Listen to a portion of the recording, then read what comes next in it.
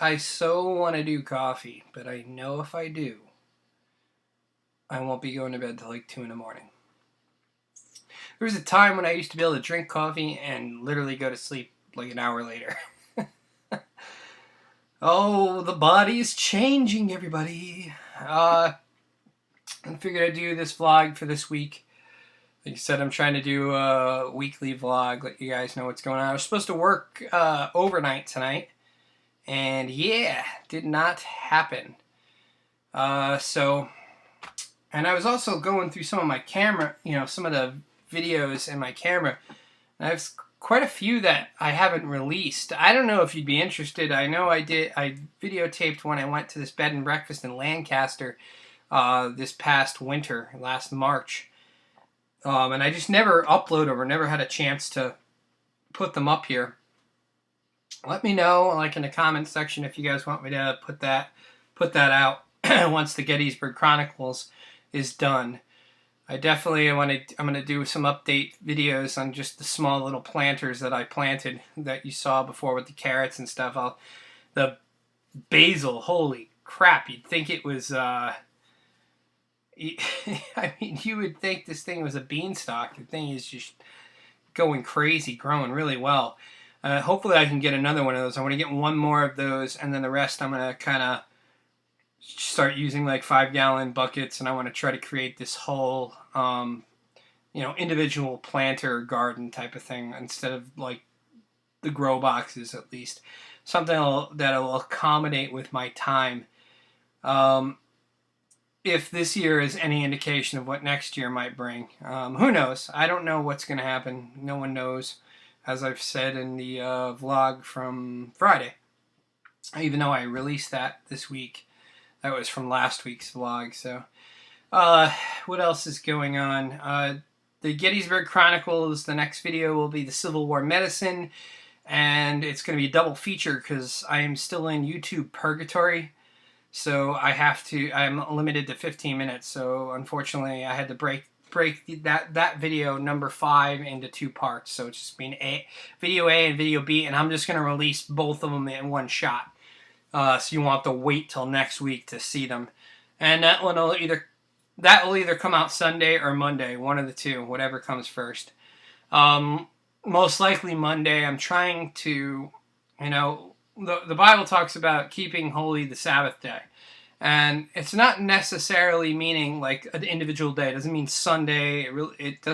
It means reserve a day to rest. And as a Christian, contemplate God, do some scripture studies, or just relax. The whole point is to relax. So I've literally made it a point where I won't do anything, no videos, nothing. I'm just going to relax one day out of the week. No chores. That's just, and I find it's really helped. It's really, I've done it for the past 2 Sundays, and it's helping me stay focused, helping me stay a little bit more sane. And it makes sense. The whole day wasn't created, keep holy the Sabbath day wasn't created just for God. It's actually created for us to give us a time to, not do what we do the other 6 days of the week. So most likely it'll be Monday. What else is going on? I'm going to be going into the city. At 2 different churches, Bet Hofesh, and then there's a Russian church I'm going to be going to. And partially I want to visit it, and plus it's part of the Day to Pray stuff that I do leading up to the conference. I will be, if you're subscribed to the Word of Life site, I'll be doing the last 2 videos of the Day to Pray conference from last year. Those will be getting posted before the end of the week, actually, this week. I don't know how many parts each one's going to be. What else is going on? I think that's it. What videos have I watched? Hibernia's son did another really good video, and he's being pretty much accosted for his views on any mention of Israel or the Jewish people, and he's just, and Christianity in general. And some of the comments, the vitriol that was just thrown at him, and this is something I've been experiencing, is just there's this real animosity in that area. And when you have all these conspiracy theorists like claiming the evil Zionists, and they're borrowing off the protocols of Zion, and they'll just Goldman and Sachs, and it's all a Jewish conspiracy and all this crap. Whether Goldman and Sachs has got its feelers and everything doesn't mean it's the Jews and Israel, but you could see how it's already happening. Like the whole, this has happened time and time again.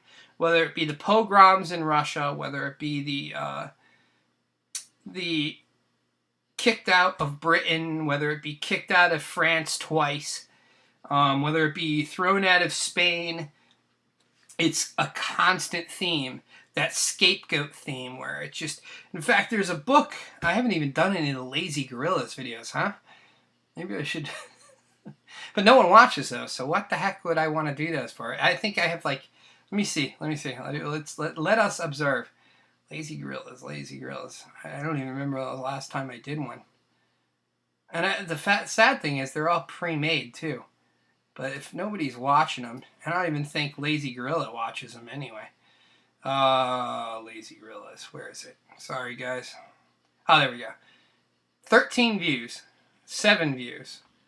So, I don't know. It doesn't seem like...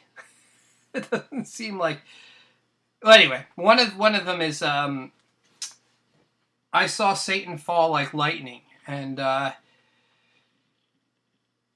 that's just an incredible book that talks about the nature of scapegoating and how people intentionally find, like when they have all this angst built up and whatever the problem is in society, they build up this angst and they need something to put it upon. They need a scapegoat. They need someone, and then it just gets unleashed on whoever or whatever the situation is as the source to what they feel the problem is, even if it might not be what the problem is. And once it's done, then everything kind of calms down again within society. It was interesting. I'm kind of totally not describing it the way I should. It was a while ago since I've read it, but I always remember it. In fact, I probably will reread it again. Certain books that have an impression on me, I tend to read quite often. Of course. While I'm making a video, we get emails. And what else is going on? That's pretty much it. There's really not much going on besides work. The videos, this weekend I already said what I'll be doing. I'll be in Brooklyn, actually, but I don't know if I'll be able to have time to film some of the things I want to film. I want to get the George Washington travels going before fall. So I have to get in there, and I only have 2 opportunities. This weekend and next weekend. Then I go back on call. So, man, it's just not enough time. It's just not enough time. I'm either working constantly or I'm on call, so I can't really leave or do anything I want to do. Because the rule of thumb when you're on call is do not make plans. The minute you make plans, the minute okay, we're going to go to the movies. We'll be driving to the movies and I'll get paged. Or you'll set up, like, I'll never forget, everyone warned me about this. I'll never forget, I set up this whole UFC party at my house where everybody was coming over to watch it, and and one of my favorite fighters, Vanderlei Silva, was fighting at the time. So I even catered food for it, and I got all these people were going to show up, and it was 11 a.m. I was going out to get some last minute things, and this is when I was in the fiber optic department. I got paged. And I believe it was a Newark outage, which are the worst because some Momo cut in the street and cut right into our fiber in like 3 different places. And I ended up working from 11 a.m. till I think just about 5 a.m. the next morning. So 11 a.m. that day all the way till 5 a.m. the next morning. I was so mad. And I didn't listen. I thought it was like a joke. And they're like, don't ever make plans when you're on call. Don't do it. Don't make plans when you're on call. You're gonna get screwed. And sure enough, it happened. It was amazing. So I never do it anymore. I never make plans when I'm on call. Unless it's some family function that just happens to fall on that day. And then I just go, but you can't relax. You're constantly checking your phone, and sometimes the phone will be in an area where it doesn't get good reception, and then you don't even realize you're unreachable at that moment. And so then all of a sudden you'll check the phone, and now you got to walk around until you get the signal back, or you check your cell phone, make sure that's the ringer didn't get shut off on that. It's so tedious, and it's the worst. Being on call has got to be the worst thing you could possibly be on, like as far as a job. Just brutal. It's a lot better than fiber though, from what I'm doing now. At least I only have 3 locations I have to go to, and 90% of the time the outages are over in an hour or two. Versus like full day 8 hour, 9, 10. In fact, I was when I was at the Master Head End today, and I popped in at the fiber department, and they just had an outage that they were dealing with. That's all the way in, where the heck was it? Long Branch, New Jersey, which is way south. We're talking like Six Flags south, like an hour and a half, 2 hours away.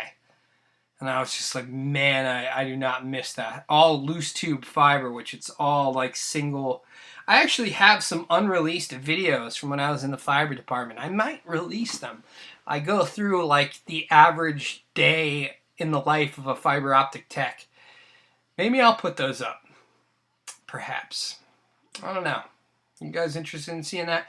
I also talked to a guy which works in the Master Head End. And this guy was served several tours in Afghanistan, Iraq. He was at Tora Bora. He was at Fallujah. I mean, some of the craziest areas to be in the war. And he was showing me videos that they had from their video cams on there. And some of the, let me tell you. And so it was crazy because he's getting all excited while he's watching the videos. And I would think he would have some kind of somberness, but I'm telling you, man, our armed forces, like when I see Hibernia's son and how jacked he gets, like just the mere mention of confrontation, you could just see it in his eyes. And this guy had that same look in his eyes where he's just like, oh, this is where I got shot. I'm over here to the right. I get shot right in the shoulder. He's like, but that's the type of person you want fighting, you know. You want somebody that's gonna just take it to the person who's attacking. It was interesting. I'm gonna see if you'd want to do any interviews. If you guys are interested, if you want me to interview this guy and talk about like and he speaks fluent Farsi, and he did a lot of interpreting and really interesting. Wrote a lot of articles. I would mention his name. He has articles out in but I don't know if he'd be comfortable with that, and I didn't ask him, so I'm not even gonna go there.